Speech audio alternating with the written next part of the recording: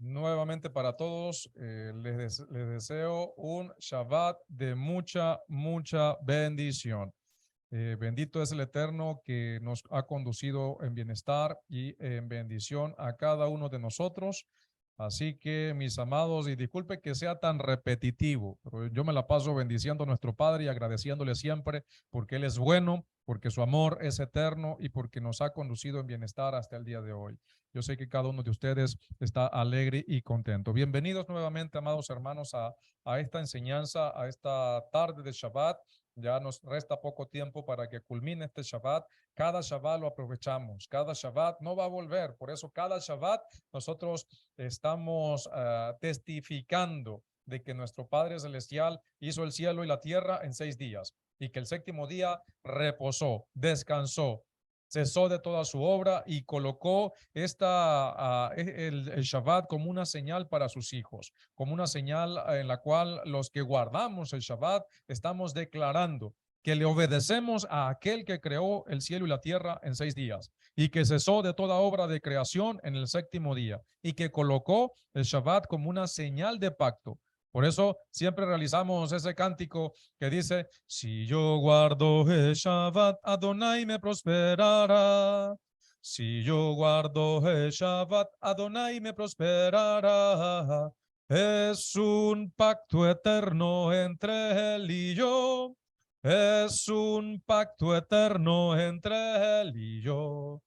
Es un pacto eterno entre Él y nosotros, amados. Y por eso debemos respetar, debemos honrar, debemos guardar el Shabbat con amor, debemos guardar el Shabbat de manera que siempre estemos honrando a nuestro Padre Celestial. Recuerden, no trabajar, no hacer nuestras propias cosas, no hablar de nuestros trabajos, no hablar de nuestros propios temas, sino dedicar este día al reposo, a la alegría, a la felicidad, a exaltar el nombre de nuestro Padre bendito con nuestras acciones.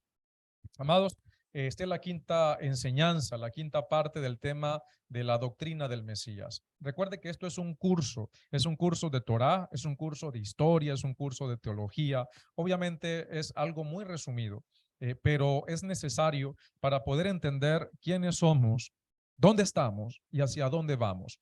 ¿Cuál es la línea de pensamiento? ¿Cuál es la doctrina del Mesías? Sé que los hermanos que quizás no han visto las enseñanzas anteriores van a decir, bueno, la doctrina del Mesías es la Torá. Muy bien, pero ¿cómo vives la Torá? Porque recordemos que para ese tiempo hubo diferentes facciones que decían tener lo que era ¿cómo decirlo? La representación de la Torá, que estaban guardando la Torá. Hoy en día, si nosotros le preguntamos a cualquier secta del cristianismo si guardas la palabra, y todos te van a decir que sí.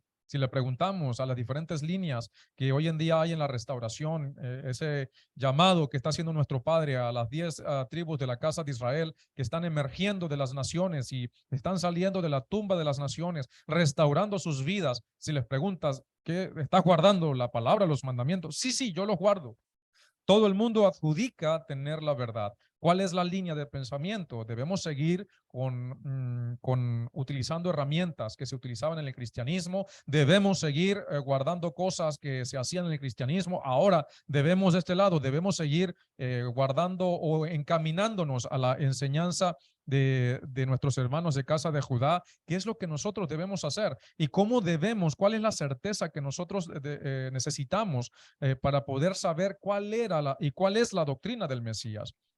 Recordemos, amados, que esto es un curso. Entonces, se va a entregar al final de estas enseñanzas, se va a dar un certificado, un diploma, ¿sí? Y yo lo voy a estar recordando. Estamos trabajando en ello. Recuerden que prontamente vamos a abrir las inscripciones en nuestra página. Espero ya prontamente nuestro Asmoshia que nos dé esa luz verde y que de esa manera pues también empecemos las inscripciones con todos los hermanos para que empiecen de inmediato a presentar pruebas parciales para que cuando culminemos esta enseñanza, esta serie de enseñanzas y tú puedas presentar una prueba final que te va a acreditar a ti con un diploma, con un certificado simbólico de que proporcionamos de esta asamblea para tu vida, para que como un símbolo de tu esfuerzo y obviamente de tu preparación para tener más firmeza en lo que estás haciendo, más firmeza de dónde viene nuestra enseñanza, qué es lo que estamos haciendo, por qué no seguimos ni aquella línea, ni esta otra línea, ni aquella otra línea, y no conforme a interpretaciones personales, no conforme a que si no está en la palabra no lo sigo. No, eso ya va, eso por favor tenemos que ir madurando. Obviamente todo tiene que estar en la palabra, todo tiene que ir respaldado por los principios de la palabra, pero, aquí es donde está la circunstancia, debemos entender más allá de nuestra mentalidad, debemos sujetarnos, tener mansedumbre, tener sujeción, tener maestros, tener autoridades competentes que nos ayuden y nos disciplinen en el camino de esta redención que nosotros hemos alcanzado gracias a la misericordia de nuestro Padre, porque no es porque seamos la gran cosa, sino esto es de quien quiere, esto no es de quien quiere ni de quien puede, sino de quien nuestro Padre tiene compasión. Entonces, hasta este punto, amados hermanos, por favor, tengamos un poco de paciencia y prontamente vamos a estar abriendo esas inscripciones en nuestro website y allí van a tener toda la información. Van a tener ese conocimiento de todo lo que han adquirido para la formación de nuestro carácter, no para inflar el orgullo y la arrogancia. No, queremos en estas enseñanzas dar esas herramientas que tú necesitas o que cada uno de nosotros necesitamos para tener seguridad de dónde salimos. Y recuerden, amados hermanos, que estas enseñanzas requieren de tu dedicación, requieren de tu esfuerzo. Nosotros hablamos de la parte espiritual, enseñamos a comportarnos como personas coherentes, personas llenas del Espíritu, con frutos del Espíritu. Y si tenemos los dones del Espíritu, también nuestra intención es capacitar, es instruir para que siempre con sabiduría, con templanza, con sobriedad, nosotros podamos ejecutar y administrar todo, absolutamente todo lo que nuestro Padre nos da con sabiduría para siempre alcanzar propósito, porque eso es Torah. Torah es alcanzar propósito. Entonces, yo les voy a pedir a mis hermanos que están aquí en Salazón, que les voy a estar pidiendo ayuda, les voy a estar pidiendo apoyo con las citas bíblicas, así que por favor, les pido que estén atentos con las versiones bíblicas que tienen allí para que me ayuden. Y mientras ustedes me ayudan, yo entonces refresco mi garganta con el agua para seguir compartiendo con ustedes esta enseñanza. Hemos entendido hasta este punto, hasta esta quinta enseñanza, que la doctrina de nuestro Mesías es netamente Torah. Eso ya lo hemos hablado en varias oportunidades, que fue una secta judía, ¿sí? Que fue una secta judía del primer siglo, que nunca fue cristiana. Eso es muy importante notarlo, seguir repitiéndolo, ser repetitivo al respecto, porque la enseñanza que se creó en torno a nuestro Santo Maestro nunca fue una nueva religión, y menos fue algo conocido como cristianismo, porque eso nunca existió en el primer siglo. Nunca fue algo que enseñó nuestro Mesías, nunca fue esa la enseñanza de nuestro Santo Maestro, y menos la de sus discípulos. ¿Sí? Que el movimiento creció grandemente, fue un movimiento muy grande, un movimiento judío conocido como judaísmo netzarita. Eso es lo que bíblicamente e históricamente nos demuestra estas evidencias, que el movimiento de nuestro Mesías fue un movimiento judío del primer siglo y un movimiento netzarita. Cuando digo judío, por favor, yo quiero que de antemano ustedes no lo comparen con el judaísmo que hoy en día tenemos. Si has estado compartiendo con judíos, si ves enseñanzas judías, si ves enseñanza de nuestros hermanos que los apreciamos, los respetamos, los queremos, los amamos, no los compares. Cuando yo digo que el movimiento de nuestro Mesías fue un movimiento judío, no lo compares con el judaísmo moderno. Están muy separados, no es lo mismo. Y eso ya lo vamos a estar viendo más adelante. Pero el movimiento de nuestro Mesías fue un movimiento judío netzarita, así se llamaba, la secta judía netzarita o la secta judía nazarena, ¿sí? Fue un movimiento grande, creció en Jerusalén de tal manera que eran miles, por no decir cientos de miles, los que llegaron a creer y a confiar en Yahoshua como el Mesías, incluyendo sacerdotes, coanín, levitas, los que ejercían en el templo, llegaron a creer, a confiar en él, que sus reclamos mesiánicos eran válidos. Y son válidos, obviamente. Hemos estado dando un vistazo de cómo se dice por allí, o abuelo de pájaro. Hemos estado diciendo de cómo eran los tiempos en los cuales vino y estuvo ejecutando su ministerio, su abodá Adonai, su servicio al Eterno, nuestro santo maestro Yahushua, y cómo era el comportamiento de la sociedad y la influencia religiosa que existía en ese tiempo. Eso también lo hemos estado compartiendo hasta este momento. También hemos estado hablando de varios personajes que impactaron y que formaron el entorno donde se suscitaron los eventos, donde creció y, como lo dije hace un momento, ejerció su ministerio nuestro santo maestro Yahushua. Hemos estado hablando de todo ello. Hemos estado hablando, a ver, ¿de qué personajes hemos estado hablando? Si alguno de los hermanos me contesta. ¿De qué personajes importantes que marcaron un ícono en lo que hoy en día podemos decir que fue la doctrina de nuestro Mesías, o que influenciaron la sociedad en el momento en el cual nuestro Mesías estaba ejerciendo su ministerio? Shammai, Correcto, estimada Josocorro. Shammai era un juez de ese tiempo. ¿Quién más? Gilel. También Hillel, Hillel, excelente, mi Aguilar. Hillel era otro juez de ese tiempo. También estuvimos hablando de Johanán el Inmersor, ¿verdad? Estuvimos dando ciertas pistas de los esenios, de Qumran, etcétera, etcétera. Amados, hay algo muy importante y voy a traer, me acordé ahorita de que siempre todos los meses recibo por lo mínimo esta pregunta, así sea una vez al mes. Un querido hermano me preguntó hace unos días acerca de la sucesión que dicen los católicos, ¿no? Para que ellos utilizan, que Pedro fue el primer papa, etcétera, etcétera. De eso también vamos a estar hablando acá, ¿no? Pero sí hubo una sucesión de autoridad. Y eso quiero que lo sepamos. Yo espero que para la próxima enseñanza que vayamos a tener, porque no lo tengo pautado en el día de hoy, pero para la próxima enseñanza tratar de preparar un poco más esa parte para enseñarles o informarles de cuál fue la sucesión de la autoridad del movimiento judío netzarita después de nuestro santo maestro, y hasta dónde llegó o dónde se perdió el rastro. Y créanme, fueron muchos siglos, fueron muchas décadas después. Fueron bastantes décadas y varios sucesores y mucha persecución debido a ciertos factores que recibieron la autoridad para mantener la secta judía nazarena en función activa escuchen muy bien, con un consejo de ancianos, o por no decirlo, con un Sanedrín netzarita.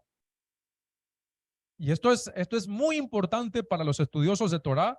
Ya me van entendiendo con qué autoridad nosotros nos manejamos, porque por allí a veces me han preguntado o a veces me reclaman, ¿con qué autoridad ustedes guardan, por ejemplo, el año de esa manera? ¿Por qué no se sujetan a nuestros hermanos judíos? Y nosotros le decimos, mira, respetamos a nuestros hermanos judíos, de verdad los amamos mucho. ¿Cuánto no me gustaría celebrar en las mismas fechas que celebran nuestros hermanos judíos? ¿Cuánto no me gustaría estar unido, alineados con ellos, estar en una misma fecha, celebrar Pesaj en el mismo día, guardar los diferentes tiempos, comenzar los meses el mismo día, etcétera, etcétera? Guardar Shavuot el mismo día. ¿Cuánto no me gustaría que así fuese? Pero nosotros no estamos bajo una autoridad talmúdica, ni rabínica, ni nada por el estilo. Nosotros estamos bajo la autoridad del Sanedrín Netzarita, o de los ancianos, o del concilio Netzarita. Y allí es donde nosotros debemos aprender a tener esas herramientas. Yo espero que para el próximo Shabbat tener esa parte, tener ese rastro histórico, porque obviamente tengo que hacer el trabajo investigativo para poder resumírselos acá. Es un trabajo que hacemos obviamente para tener las evidencias y no estar inventando cosas de nuestro propio corazón para salir del paso. No, no, no.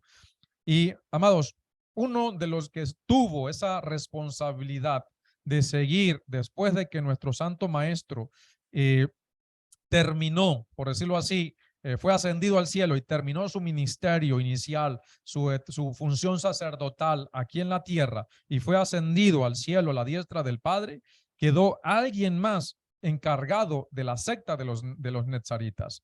Hubo dos líderes competentes para ello.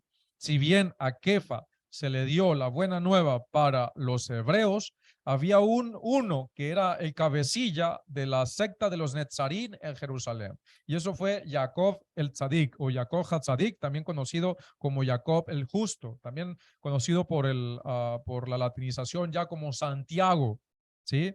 Santiago viene del Saint, del latín San, Jacob, y ahí viene, quedó Santiago, ¿sí? Recuerden, nosotros no le decimos San a nadie. Eso es algo católico. Cuando tú le dices San Pedro, San Mateo, San Juan, San Marcos, tú estás diciendo que ellos tienen ahora la autoridad para pedirle al Padre en tu nombre, que ahora ellos son mediadores entre el Eterno y nosotros. Nosotros no hacemos eso, porque eso es algo católico. Decirle San Mateo, San Juan, San Marcos, es que ellos, según la Iglesia Católica, ahora pueden interceder por ti y por mí ante nuestro Padre. Y eso no es así, eso es una blasfemia. No, el único mediador entre Elohim y los hombres es Yahoshua el Mesías, el único que ha resucitado y que está a la diestra del Padre, que subió allí con un cuerpo humano transformado y está a la diestra del Padre, abogando por ti y por mí. Nuestras oraciones llegan al Padre a través de Él, porque Él es el que puede acceder a esa luz inaccesible donde está el Padre. Nadie más. Nadie, absolutamente nadie más. Entonces, no le decimos San Jacob, San Juan, San Mateo, San Lucas. No, no, no, no. Eso es católico. Nosotros no tenemos nada que ver con eso. Entonces, Jacob, que era el nombre es otra figura importante para los netzaritas. Jacob Hasadit, Jacob el justo. ¿Sí? Tras la muerte de Yahoshua, los nezaritas reconocieron a su hermano Jacob el justo, Jacob Hasadik, como ese heredero legal del trono de David, del mismo linaje, todo, recuerden, heredero del trono de David. Después de Mashiach, como vamos a decirlo así, recibe la autoridad para mantener en función la secta de los netzaritas, supliendo a nuestro Mesías, esperando que él venga a reclamar ese trono. Por esta razón, los netzarín o los netzaritas reconocieron a Jacob el justo como el Nasí, príncipe del Sanedrín netzarita. ¿Quién me lee? Me ayudan, por favor, en el libro de los Hechos, capítulo 15, y me lo leen desde el 12 al 21. Hechos, capítulo 15, del 12 al 21. Esto es parte de la historia, y ya vamos a ver varias porciones históricas. Hechos, capítulo 15, del 12 al 21. Me ayudan, por favor. Estén muy atentos los hermanos que están acá en Zoom conmigo. Hechos, capítulo 15, del 12 al 21. Adelante, mi Ajod Milagro. Entonces toda la comunidad guardó silencio y escuchaban a Barnabá y a Shaul mientras contaban cuántas señales y maravillas Elohim había hecho por medio de ellos entre los gentiles. Cuando terminaron de hablar, Jacob intervino diciendo: hermanos, óiganme. Shimón ha contado cómo Yahweh visitó por primera vez a los gentiles para tomar de entre ellos un pueblo para su nombre. Con esto concuerdan las palabras de los profetas, como está escrito: después de esto volveré y reconstruiré la cabaña de David que está caída. Reconstruiré sus ruinas y la volveré a levantar, para que el resto de los hombres busque a Yahweh y todos los gentiles sobre los cuales se invoca mi nombre. Dice Yahweh que hace estas cosas que son conocidas desde la eternidad, por lo cual yo juzgo que no hay que inquietar a los gentiles que se convierten a Yahweh, sino que se les escriba que se aparten de las contaminaciones de los ídolos, de fornicación, de lo estrangulado y de sangre. Porque desde tiempos antiguos Moshe tiene en cada ciudad quienes lo proclamen en la sinagoga, donde se lee cada Shabbat. Amén. Amén. ¿Quién dijo eso? Él dijo, yo juzgo, yo declaro, yo con la autoridad de ser el líder, el cabecilla, yo juzgo esto y esto y esto. Eso es una autoridad. Eso es, ese lenguaje es de una autoridad que ejercía dominio de una manera responsable, que tenía la autoridad para poder tomar decisiones, legislar. Ese era Jacob Hasadik, Jacob el justo. Es muy probable, amados, que Jacob el justo tuviera estudiantes propios y que su movimiento se uniera con el movimiento de Yahoshua. tras la muerte de nuestro Mesías, obviamente. Y esto es evidente porque hay escasamente mención de Jacob el justo anterior a la muerte de Yahoshua. Sin embargo, amados, poco después él vino a ser el líder del movimiento netzarita. Incluso fue el que les dijo, los gentiles no hay que inquietarlos con esto.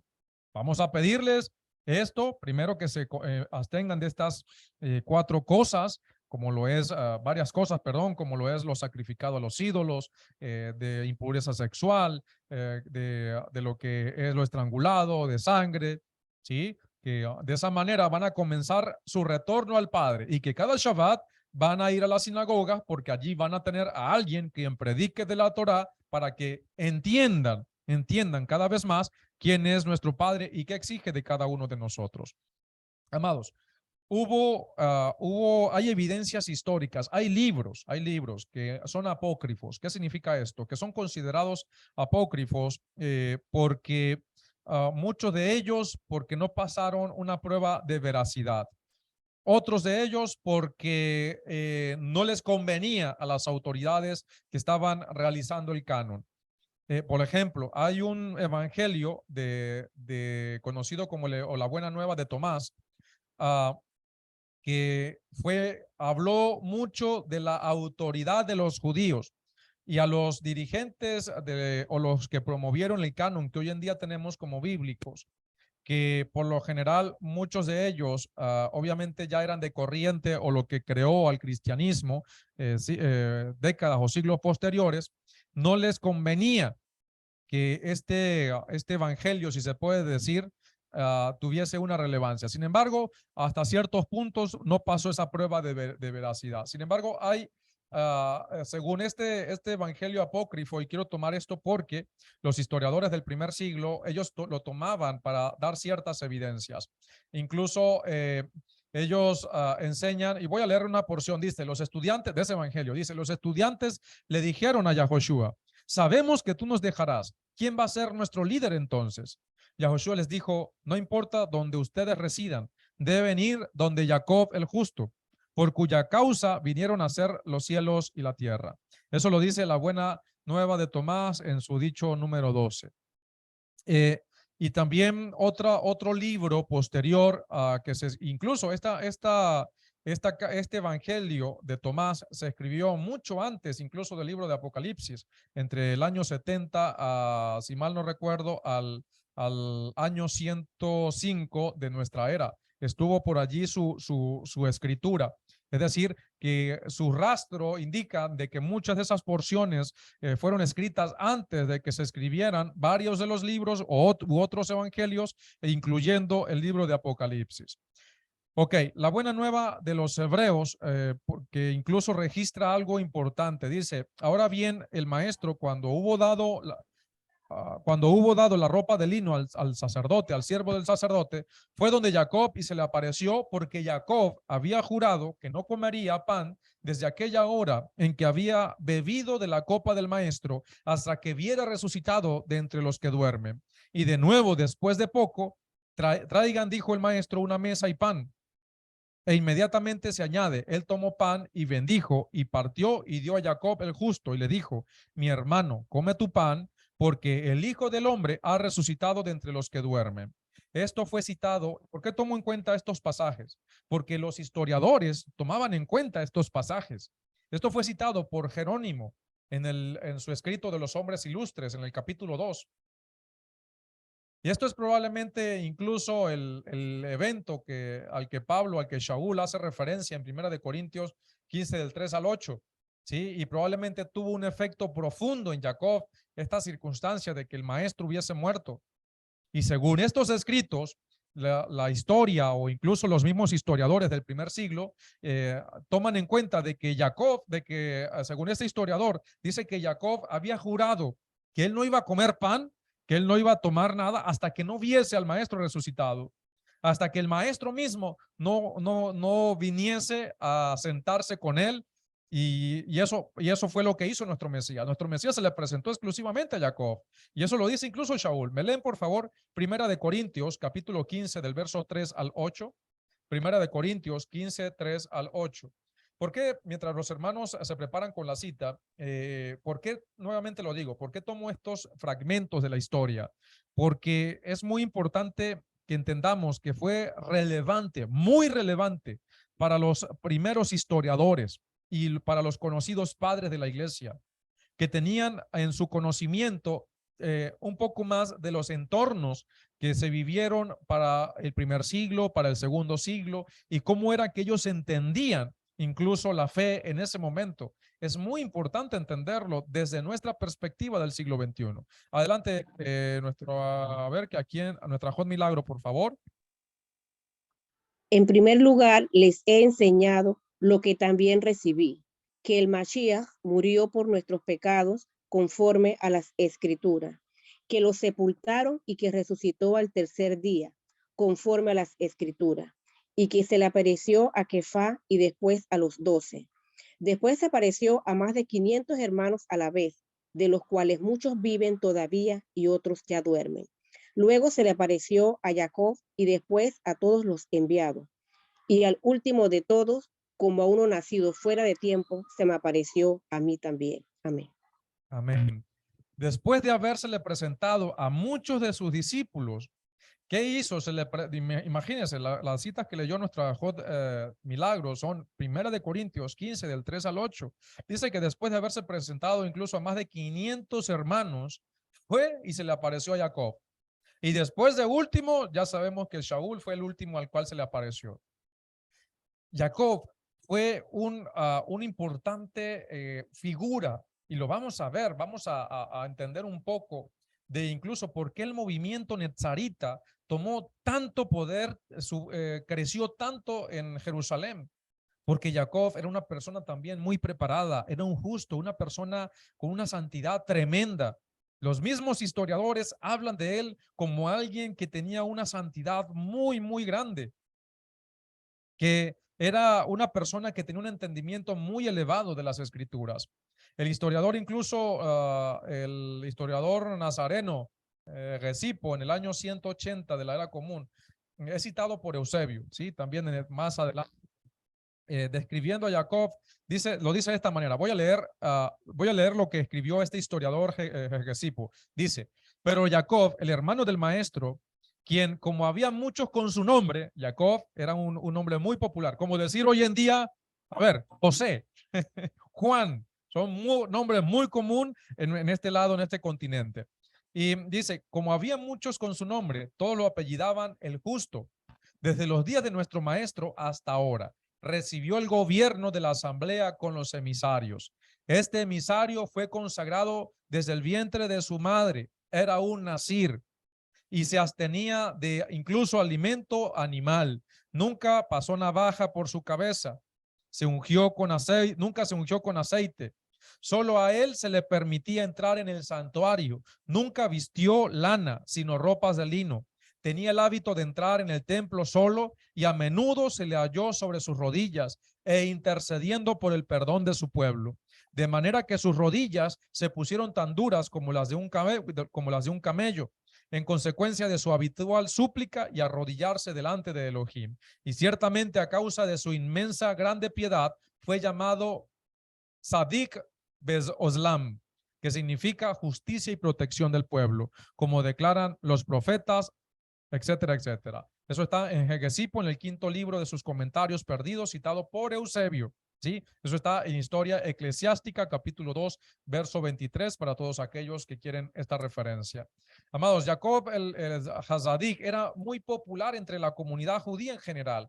Bajo su influencia, el movimiento netzarita, ¿qué sucedió? Creció hasta la muerte en su año 63, es decir, aproximadamente 23 años después de la muerte de nuestro santo maestro, 33 años aproximadamente, 30 años aproximadamente después de la ascensión del santo maestro, muere Jacob Hazadik, como incluso lo dice este historiador de Gesipo. Vamos a leer cómo fue su muerte.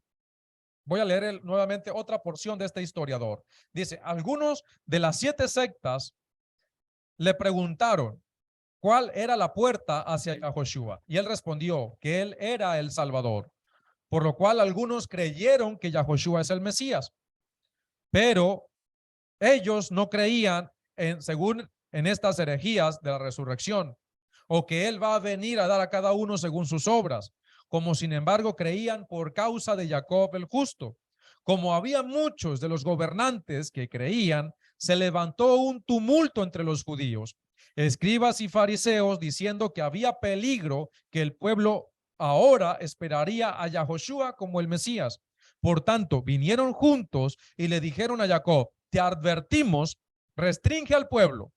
Imagínense la autoridad que tenía este varón para ese tiempo, los cuales son extraviados tras Yahoshua como si él fuera el Mesías. Te advertimos que persuadas a todos los que vengan a la fiesta del Pesaj o de la Pascua de manera correcta, concerniente a Yahoshua, porque todos tenemos confianza en ti, porque nosotros y todo el pueblo oímos el testimonio de que tú eres justo y tú no haces acepción de personas.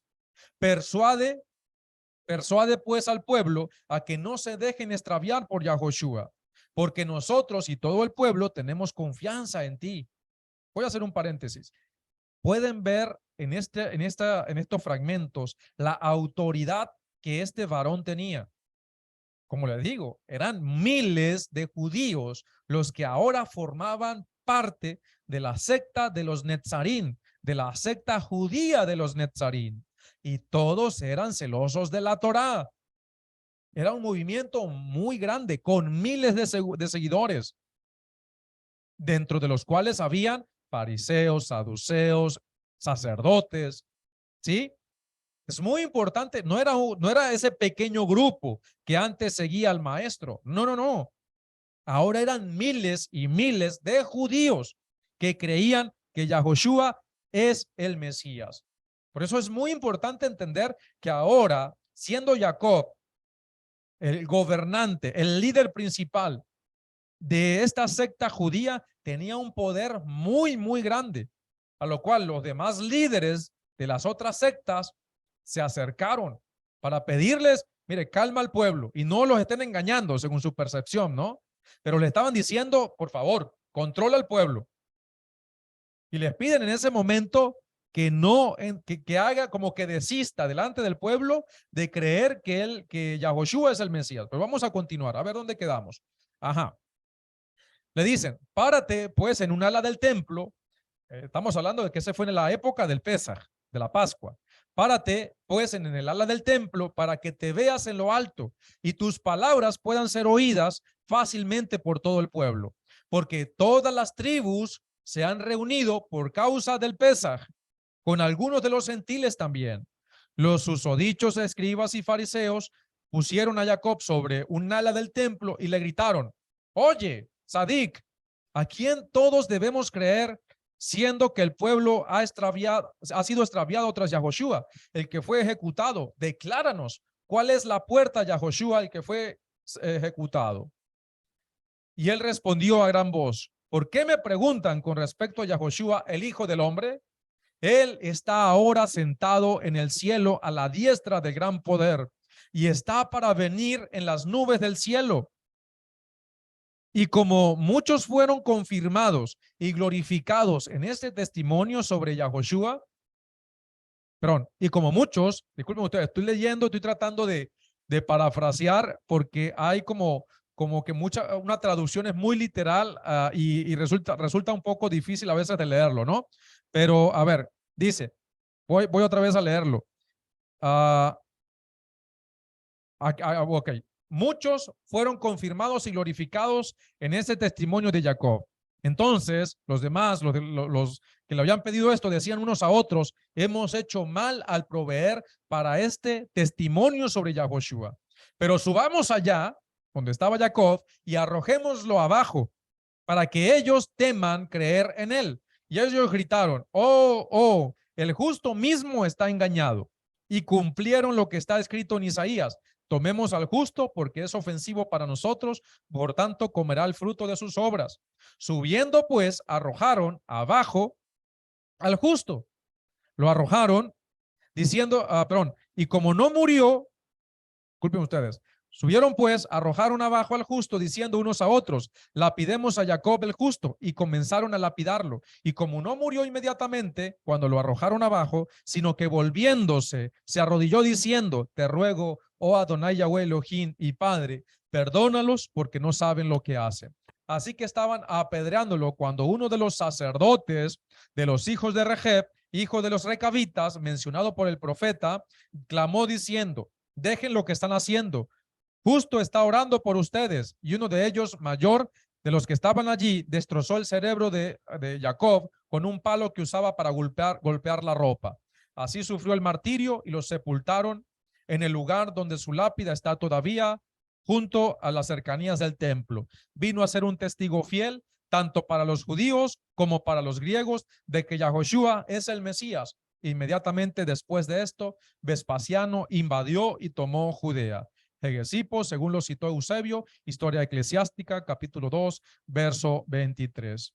Podemos seguir hablando un ratito más de Jacob, pero bueno, por motivos de tiempo quiero adelantar, porque tenemos incluso al historiador Flavio Josefo, que estuvo hablando también de Jacob el justo, de Jacob Hasadik, lo mencionó en varias de sus porciones. En relación a todo lo que sucedió en Jerusalén, ¿sí? Y de cómo incluso habían matado a Jacob, el hermano aquel a quien llamaban el Mesías, dice este historiador Eusebio. Es decir, amados, que tenemos respaldo de la historia, respaldo de los primeros historiadores para mencionar lo que estamos diciendo, que Jacob fue un líder prominente, fue un líder de la secta judía de los Netzarim, quien recibió la autoridad de nuestro Mesías para seguir liderando, para incluso dictaminar sentencia, para juzgar las circunstancias y las situaciones de cómo actuar, sobre todo ahora para los gentiles. Es muy importante entender esto, amados. Jacob fue el líder, fue el que siguió dirigiendo al pueblo, porque nuevamente lo digo, eran miles y miles de judíos los que seguían a nuestro santo maestro como el Mesías. También podemos hablar de Shaul. Recuerden que estamos hablando de figuras muy puntuales, de figuras prominentes que marcaron el inicio de lo que fue la secta judía nazarena. Pablo o Shaul el fariseo. Otra figura importante de los antiguos Netzarín fue Shaul, Pablo, conocido como Pablo. Vamos a llamarle Pablo para que todos lo entiendan, ¿no? Era un gran líder de los Netzarín. Incluso en Hechos capítulo 24, vamos a leerlo, Hechos capítulo 24, verso 5, si son tan amables me lo pueden leer, la Jod Milagros si está por allí o alguno de los hermanos. Hechos capítulo 24, verso 5. Hechos capítulo 24, verso 5.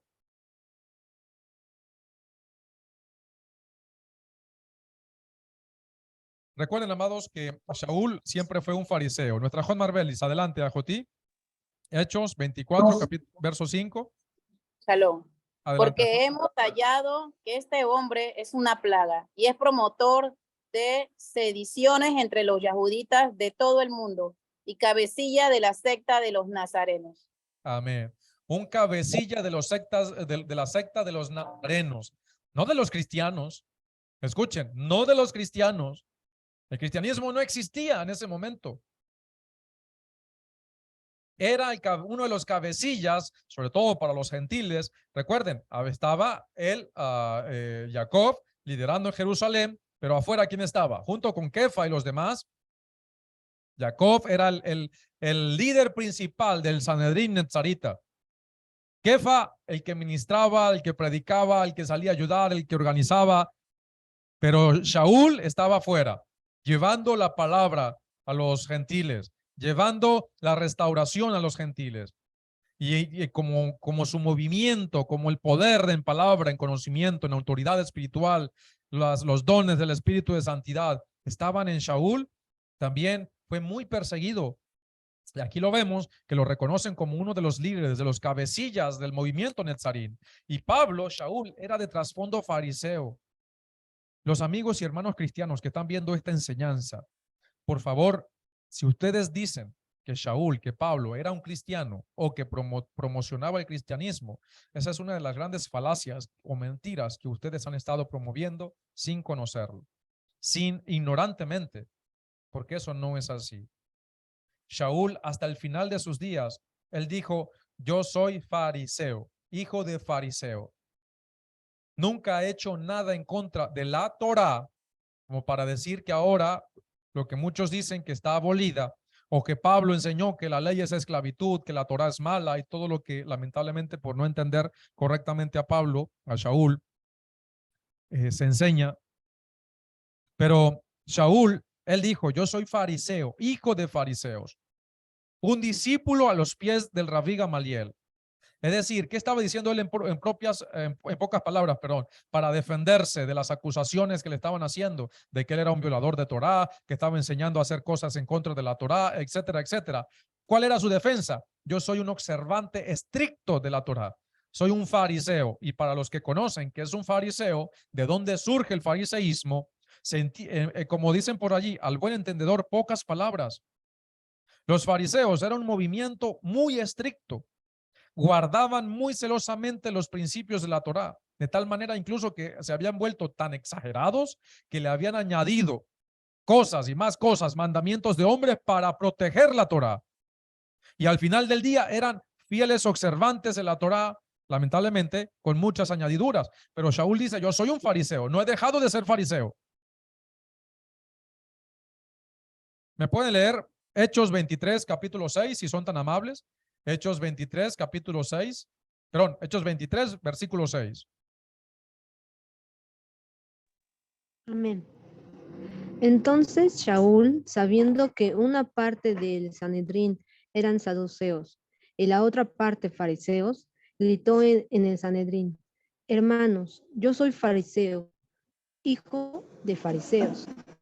¿Es por la esperanza y la resurrección de los muertos que se juzgan? Amén. Amén. Muchas gracias, mi hijo Lulú. Él dijo, yo soy fariseo, hijo de fariseos. Obviamente, muy inteligentemente en ese momento citó la circuncisión porque sabían que los que lo estaban acusando ni siquiera estaban de acuerdo entre ellos mismos. Así que astutamente utilizó esa estrategia. Él dice que había sido estudiante de Gamaliel, eso está en Hechos 22:3, que Gamaliel, el rabí Gamaliel, era el nieto de Gilel, del cual estuvimos hablando en clases pasadas. Shaul, Pablo, era al principio enemigo del movimiento judío nazareno. Sin embargo, ¿qué hace? Después de su visión, camino a Damasco, yo sé que todos no sabemos eso. Unos todavía están disputando si lo tumbaron del caballo, si no lo tumbaron del caballo, si se cayó, si no se cayó, si quedó ciego, si no quedó ciego, si habló, si no habló. Pero todos sabemos que camino a Damasco, Shaul tuvo un encuentro con Mashiach. Mashiach se le presentó y lo convenció. Nadie más podría hacerlo. Vino a ser un gran líder del movimiento. Incluso Kefa nos dice que los escritos de Shaul, de Pablo, son difíciles de entender para los que no tienen Torá, para los sin ley, para los que no guardan la Torá. Las palabras de Shaul, las palabras de Pablo son muy mal entendidas, son mal interpretadas, y ustedes van a poder conseguir eso en la segunda carta de Kefa, capítulo 3, del 15 al 16. Shaul sabía que sus enseñanzas estaban siendo torcidas y que lo habían entendido mal, como si él estuviese enseñando en contra de la Torá, como si él estuviese enseñando que la Torá había sido abolida. Él incluso dice, vamos a pecar porque estamos en la gracia. De ninguna manera. Ha olvidado, ha desechado Elohim a su pueblo. De ninguna manera. ¿Qué ventaja tiene el judío? Mucho en todo sentido, porque a ellos se les fue confiado la Torá. Y etcétera, etcétera, etcétera. Él estuvo defendiendo la Torá. Ya él sabía que estaba siendo mal entendido. Todavía él vivía y ya estaba siendo mal entendido. Diría Shaul, voy a tener que ser más simple. Voy a tener que hablar más de una manera más simple para que me entiendan. Y tuvo que enviar cartas para poder decirles, un momento, a los de Roma, a los de Italia, por ejemplo, un momento. No estén diciendo eso de que ahora Elohim se ha olvidado de Israel y que ahora los gentiles son el pueblo del Eterno. No digan eso, porque no ha desechado Elohim a su pueblo de ninguna manera. La Torá, la ley es espiritual y es para espirituales, no para carnales. Por eso la persona que dice la ley ha sido abolida es una persona carnal que no está entendiendo la palabra, por más que ores, por más que diga que tenga el espíritu de santidad, etcétera, etcétera. Pero si sigue diciendo eso, no estás entendiendo. Shaul se esforzó mucho para probar que todas esas cosas que estaban diciendo en contra de él no eran ciertas. Incluso cuando él llega en Hechos capítulo 21, del 20 al 26, ustedes lo pueden leer en casita, cuando él llega a Jerusalén, llega Jacob, llegan los demás ancianos y líderes y lo escuchan y se empiezan a gozarse, a exaltar al Eterno, porque él les dice todas las maravillas y portentos que el Eterno estaba haciendo a través de él en las comunidades gentiles, cómo los gentiles estaban dejando su condición de gentil, abandonando sus sistemas idolátricos, convirtiéndose al Elohim de Israel por la palabra y por el poder y la autoridad que había en él. ¿Qué hicieron? ¿Qué hizo el Sanedrín Netzarita comandado por Jacob? Dice que alabaron al Eterno. Y le dicen, Jacob, Shaul, mira, tú ves, aquí también en Judea, aquí también en Israel, en Jerusalén, está sucediendo lo mismo.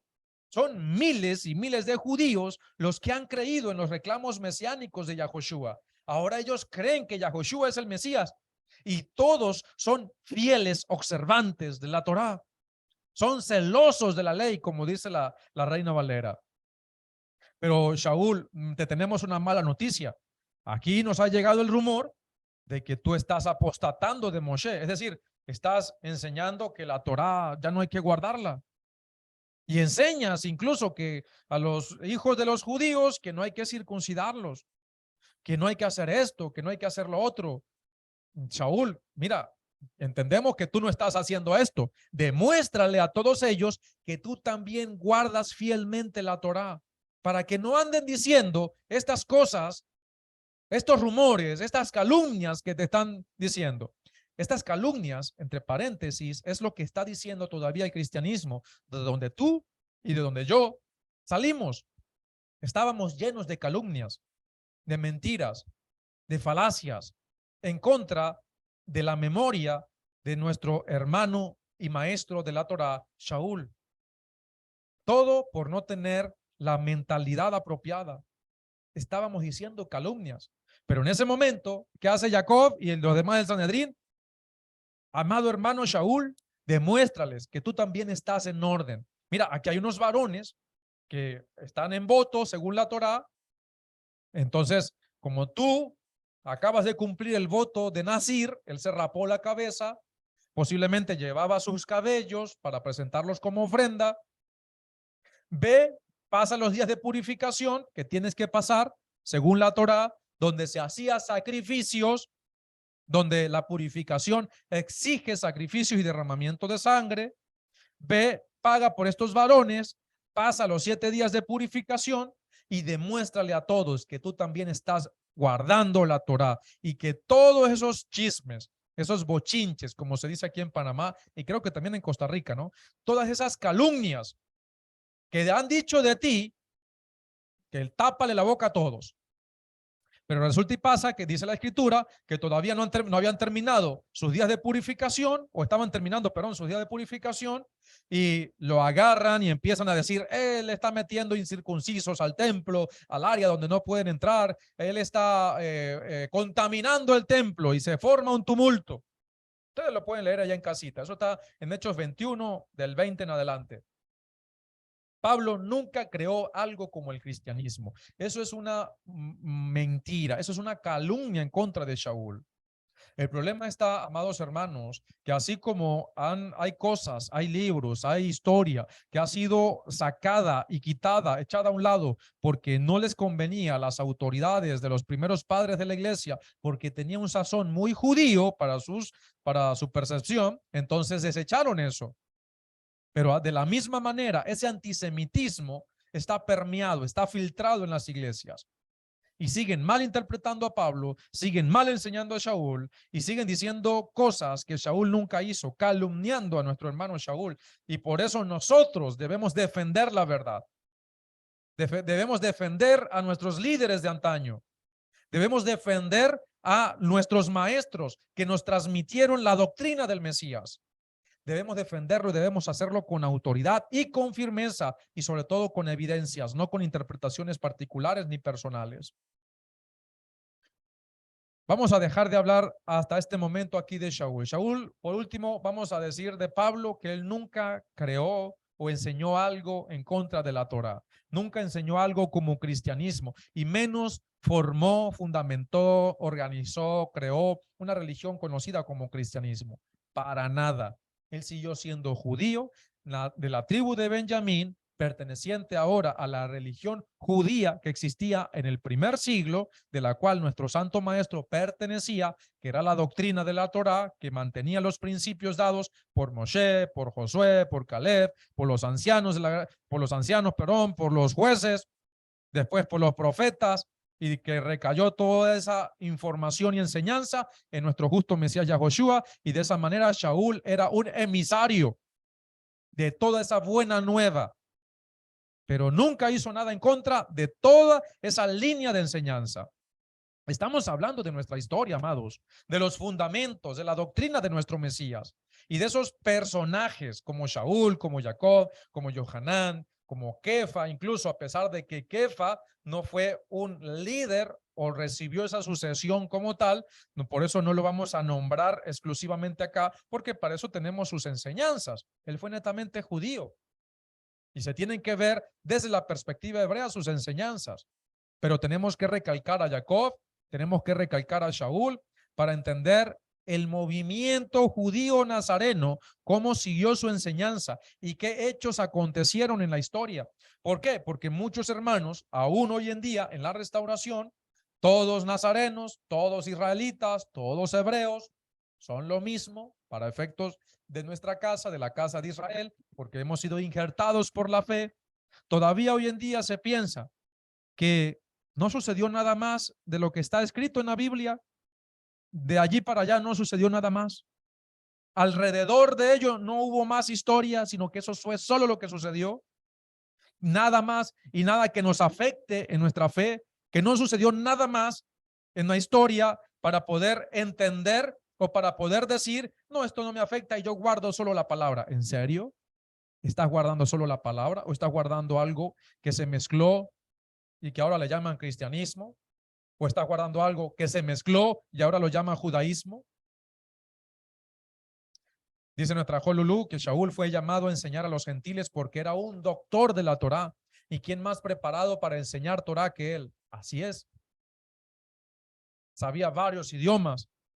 Y no solamente que sabía varios idiomas, sino que era un maestro de Torá, que se le hizo más fácil entender las enseñanzas, las profecías que se habían cuajado, que se habían fundamentado en Yahoshua como el Mesías. Yo les voy a dar un pensamiento que quizás no comparto con mucha gente. Si Shaul hubiese sido un discípulo del Mesías desde que él comenzó su ministerio, Shaul, como un doctor de la Torá, hubiese entendido todo lo que iba a pasar. Todo. Y él no hubiese hecho como Kefa, él no hubiese hecho, esa es mi opinión, esa es una opinión, esa es mi opinión. Él no hubiese hecho como Kefa, él no hubiese hecho como los demás que salieron corriendo, que salieron huyendo. Yo creo que él se hubiese hecho matar al lado del Mesías. ¿Por qué? Porque él era un maestro de Torá. Por eso no pienses que todo el conocimiento de la Torá se te va a insuflar así. No, no pienses eso. Tú tienes que estudiar, tú tienes que escudriñar, tú tienes que fundamentarte y el Espíritu de nuestro Padre te va a dar el discernimiento para poder ahora interpretar correctamente todo lo que has aprendido por tu propio esfuerzo. Porque hace rato lo dije, nuestro Padre no es un alcahuete. No es un alcahuete que nos da las cosas fáciles. No, Él nos procesa a cada uno de nosotros. Él permite los procesos. Él permite que las cosas vayan pasando en nuestras vidas para que aprendamos a decir con veracidad que para los que creemos, todas las cosas nos ayudan a bien. Y estamos felices no porque tengamos abundancia material, no porque tengamos salud al 100%, no porque estamos felices porque nuestra esperanza y nuestra fe está en el todopoderoso creador del cielo y tierra. Por eso es que estamos felices, porque nuestra felicidad no depende de las circunstancias, depende de nuestro Padre que está en el cielo y de nuestro justo Mesías Yahushua. Por eso es importante el estudio, mis amados hermanos.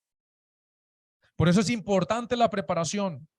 Entonces, recuerden, amados hermanos, que aquí estamos hablando de historia, de los fundamentos, de la doctrina de nuestro Mesías y de esos personajes que fueron las piezas claves para mantener la doctrina y la enseñanza de nuestro Mesías, perdón, tal como Él las enseñó. Con su permiso. Amados, hablar de nuestra historia es muy importante, de la historia netzarita, esa historia que es parte integral de la historia judía, en particular surgida en Israel, surgida en la tierra de nuestros padres. Una de las cosas más importantes en la vida de toda persona es el asunto de la identidad, es el sentido de pertenencia. ¿De dónde venimos?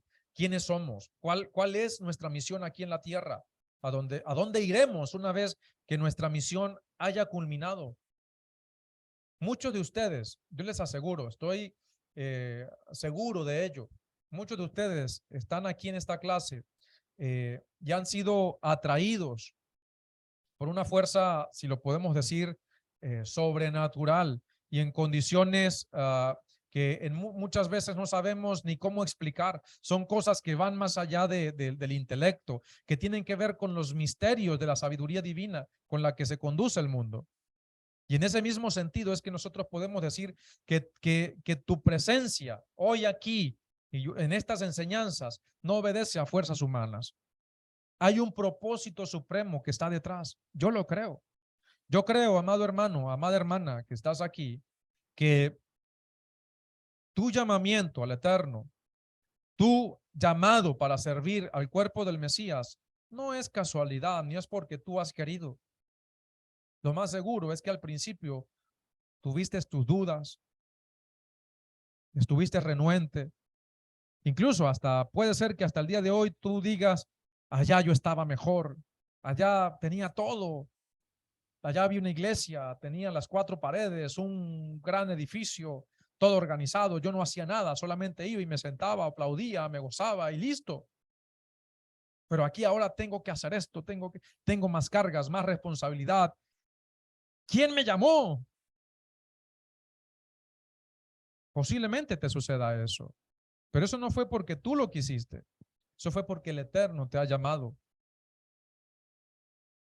En ese contexto es muy importante, amados, estudiar la historia, nuestra historia, la doctrina del Mesías, así como es importante estudiar la historia de cada uno de los países de donde nosotros procedemos, porque la historia, amados, la historia es lo que te da perpetuidad de identidad. Y la cosa más terrible que le puede suceder a una persona es crecer sin identidad, sin saber quién es, crecer sin saber quiénes somos, cuáles son sus valores, cuáles son sus principios. Y por eso es importantísimo que conozcamos nuestra historia, la historia netzarita, la historia nazarena, los pilares de nuestra fe hebrea. Y en la misma medida que vayamos estudiando las escrituras hebreas, te irás dando cuenta, según la enseñanza que recibas, de cuál es la doctrina que debes seguir. Pero ustedes saben, antes de culminar este comentario, ¿por qué es importante que nosotros entendamos de dónde viene la doctrina del Mesías? Porque, amados, eso nos va a dar la firmeza para poder seguir el camino con más fuerza, para saber quiénes somos y dejar de estar siguiendo líneas de pensamiento, porque todavía por estar acordándote de Egipto, te extrañas cómo te sentías en el cristianismo, cómo se te movían las emociones, o cómo alababas, o cómo se hacían las cosas. O ahora te sientes influenciado por irte a hacer cosas de nuestros hermanos judíos, que los respetamos, pero que muchas de esas cosas no son parte de nuestra enseñanza. ¿Cómo saber todo eso? Estudiando de dónde viene la doctrina del Mesías, estudiando estos temas. Por eso nuestro esfuerzo para con ustedes de estudiar, de aprender también y de compartir, para que podamos saber cuáles son nuestras responsabilidades Y una vez ya sabidas, pues tú tienes la decisión, porque aquí no te estamos obligando, pero es nuestro deber instruirte. Es nuestro deber ayudarte en tu formación. Es nuestro deber ayudarte a corregir. Es nuestro deber decirte, oye, es Shabbat. Oye, no hagas eso. Y muchos, a veces, pues uno se gana enemigos. Diría Shaul, me he vuelto su enemigo por decirle la verdad. A veces caemos gordos, como dicen nuestros hermanos mexicanos. Creo que así dicen, ¿no? A Jolulú, me caes gordo. Y por eso, amados, tenemos esta responsabilidad, pero es tu responsabilidad. Una vez que hayas adquirido el entendimiento, entonces de esa manera tomar la decisión. Pero si tú decides tomar la decisión contraria a la que debes tomar, es tuya, es tu responsabilidad. Después no digas, es el hermano Francisco que me enseñó así a tomar estas decisiones malas. No, no, no. Nosotros estamos transmitiéndote a través de la historia, a través de la escritura, a través de las enseñanzas de nuestro santo maestro. Primero, comportamiento, porque nada sirve tener mi mente llena de conocimiento y mi actitud, mi comportamiento, mi forma de actuar. Somos personas groseras, somos personas que perdemos la cordura, que nos molestamos de nada. Recuerden las 3 metas principales: no enojarnos, no quejarnos, tener una rutina de santidad. 3 metas principales que debemos siempre alcanzar. Lo estudiamos en los temas de la conversión. Si no nos enojamos, si no nos quejamos y tenemos una rutina de santidad, rápido vamos a crecer, rápido se van a ver los frutos, y al momento en que vengan esas circunstancias, esas situaciones, vamos a saber actuar. Y lo segundo, estudiar, prepararnos, fundamentarnos de la mano de la oración, de la mano del ayuno, formados maduramente, de manera que cuando oremos, las cosas por el poder del Eterno se concreten. Las peticiones lleguen al trono de la gracia de nuestro Padre que está en el cielo. Pero todo por los méritos de nuestro Santo Maestro Yahoshua. Amados, muchos que reclaman ser los representantes auténticos de la fe hebrea, te los vas a encontrar. Te vas a encontrar aquellos que dicen ser los representantes absolutos de lo que fue impartido en el Sinaí a Moshe. Cuando comenzamos, por ejemplo, con el judaísmo, vas a conseguir judaísmo conservador, judaísmo reformista, judaísmo reconstruccionista, judaísmo liberal, judaísmo mesiánico, ultraortodoxo, megaortodoxo y mucho más. Y cuando entramos entonces en la casa de Efraín que se está restaurando, entonces aquí tenemos una amalgama de pensamientos, de pensadores, de sectas, de personas que han establecido su propia fuente de doctrina, y otros que todavía están enseñando mezclas entre cristianismo y judaísmo, etcétera, etcétera. ¿Dónde está nuestra fe hebrea? ¿Dónde está la doctrina del Mesías en todo esto? Es una pregunta muy, muy importante. ¿Dónde está nuestra fe hebrea en todo esto? Nuestra doctrina. Pero, amados, esta pregunta la vamos a contestar en la próxima enseñanza, en la 6ª parte de la doctrina del Mesías. Sí, vamos a dejarlo acá. Hoy tenía un poquito más de alimento para transmitirles, pero por motivo de tiempo vamos a dejarlo aquí. Y ya son las 6:34 de la tarde, ya acá se está culminando el Shabbat.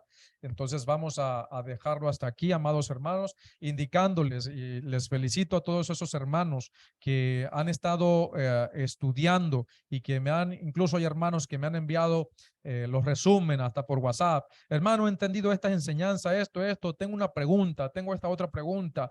¿Qué significa acá? Creo que lo entendí así, estoy equivocado, estoy equivocada, por favor, ilústreme. Quiero aprender bien, quiero tener ese certificado, quiero tener ese título con buenos méritos, porque me estoy esforzando y quiero esforzarme más y quiero aprender más. Y Baruch Adonai por esos hermanos y hermanas que se preparan. Recuerden, amados, es muy importante la preparación. Y yo les digo algo, mis queridos hermanos, está el tiempo profético en el cual nosotros tenemos una responsabilidad de prepararnos fehacientemente. La apostasía, así como ha sucedido en los tiempos de los jueces, en los tiempos de los profetas, en los tiempos incluso de la helenización, en los tiempos incluso después de nuestro santo maestro Yahoshua, etcétera, etcétera. Eso se va a volver a repetir. La apostasía está a las puertas, amados. Si bien estamos viendo un montón de apóstatas, que antes eran nuestros hermanos, militaban incluso con nosotros y que hoy en día por estar escuchando dobles discursos de nuestros hermanos judíos, incluso hasta católicos, evangélicos, hasta antes personas que eran hasta cristianos, ahora han negado totalmente al Mesías, independientemente, ignorantemente, como lo llamaban, como lo seguían, etcétera, etcétera. Eso está sucediendo y muchos no se están preparando para eso. Yo espero, amados hermanos y hermanas de la casa de Israel, que nuestro trabajo, el cual es instruir, es enseñar, es exhortar, es que reaccionemos, porque más allá de una congregación, más allá de una asamblea, esto es una casa de estudio de la palabra y de exhortación para que vivamos con criterios apropiados, en madurez, dando frutos del Espíritu. Esto no es una iglesia. Es una asamblea, sí, pero más allá de una asamblea, es una casa de estudio donde estudiamos la palabra para que podamos tener las herramientas certeras de ayudar a hacer luz, de enseñar la verdad, de buscar a las ovejas perdidas de la casa de Israel. Porque eso de las iglesias, ese tiempo de las iglesias, ese tipo de movimiento no es parte de la fe hebrea. Eso no es así. Tenemos adoración, tenemos alabanzas, tenemos la comunión con el Altísimo a través de su Espíritu, tenemos ese derramamiento del Espíritu en nuestras vidas. Buscamos hacerlo, pero no con ese emocionalismo y esa manipulación y esa, ¿cómo decirlo? Ese marketing manipulador que tienen la mayoría de las personas que todavía no han abandonado los sistemas religiosos. No hacemos eso. Formamos a los hermanos, instruimos a los hermanos y buscamos capacitarnos para capacitarte, no para decir yo soy el gran sabio. No, eso no lo hacemos, porque nuestra función es servirte y lo hacemos en lo poco, en lo mucho, porque nuestro Padre nos ha llamado con lo que tenemos, no con lo que no tenemos, pero lo que tenemos te lo colocamos a tu disposición. Por esto, estos cursos son totalmente gratis y al final, si te esfuerzas, vas a obtener el certificado gratis. Obviamente, amado hermano, amada hermana, te pedimos de tus oraciones. Por favor, ora por nosotros porque no es fácil. Yo trabajo, el Amosha trabaja, todos tenemos ocupaciones, los diferentes líderes de esta comunidad trabajamos arduamente, no vivimos del ministerio, no nos servimos de los hermanos. Trabajamos para no ser carga a los demás porque entendemos y somos compasivos, gracias al Eterno, no porque seamos la gran cosa, y entendemos que todos tenemos necesidades. Pero si tú tienes, aprende a compartir. Y por eso también te pedimos de tus ofrendas voluntarias, de tus diezmos voluntarios, de tus donativos, primero, para seguir llevando esta buena nueva de salvación. Segundo, para ayudar a los menos privilegiados, aquellos que están en necesidad, porque nada hacemos si tenemos conocimiento y no ayudamos a los que necesitan. Por eso, amados hermanos, te pedimos de tus oraciones y te pedimos de tu ayuda económica también. Porque no es para nuestros lujos, es para ayudar a los que necesitan, es para ayudar a servir. Y de esa manera, amados, llevar esa voz, esa misión que tenemos de buscar las ovejas perdidas de la casa de Israel, a la cual nos envió nuestro justo Mesías, y enseñarles a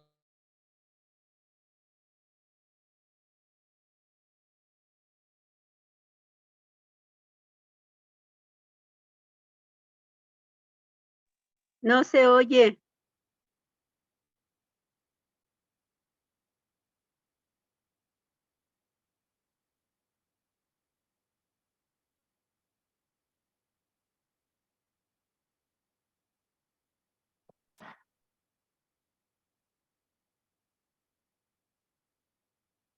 Muy bien, amados hermanos, un pequeño problema por acá técnico. Ahora sí, yo espero que me estén escuchando todos.